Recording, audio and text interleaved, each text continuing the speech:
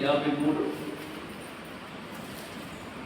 కావున యేసు ఇట్లనెను, మీరు మనుష్య కుమారుని శరీరము తిని ఆయన రక్తము త్రాగితేనే కానీ మీరు జీవము కలవారు కారు. నా శరీరము తిని నా రక్తము త్రాగువాడే నిత్య జీవము గలవాడు. అంత్య దినమున నేను వానిని లేపుదును. నా శరీరము నిజమైన ఆహారమును, నా రక్తము నిజమైన పానమై ఉన్నది. నా శరీరము తిని నా రక్తము త్రాగువాడు నా యందును, నేను వాని యందును నిలిచియుందును. జీవము గల తండ్రి నన్ను పంపెను కనుక నేను తండ్రి మూలముగా జీవించుచున్నట్టే నన్ను తినువాడును నా మూలముగా జీవించును. ఇదే పరలోకము నుండి దిగి వచ్చిన ఆహారము.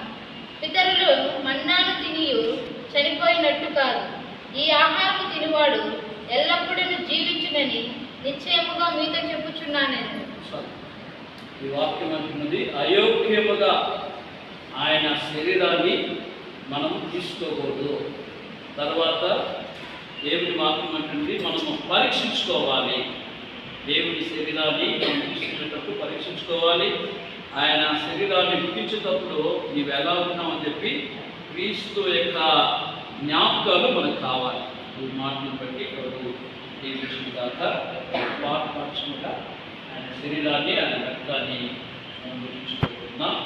నిలువు మోకాల ద్వారా ఆయన శరీరాన్ని ఆయన రక్తాన్ని గుర్తించుకుందాం. లేకపోతే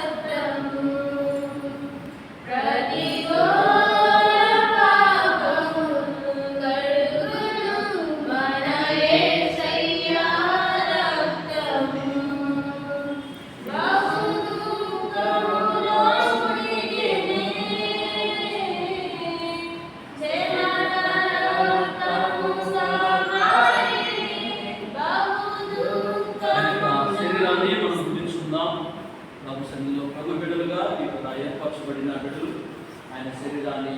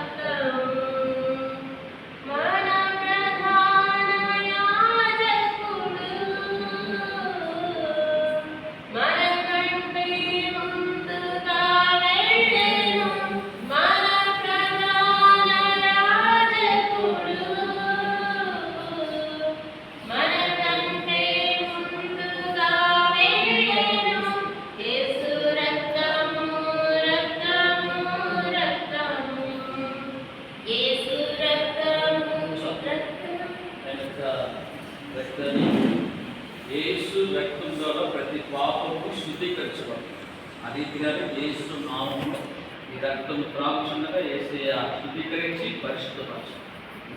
రక్తాన్ని లాక్కొచ్చిన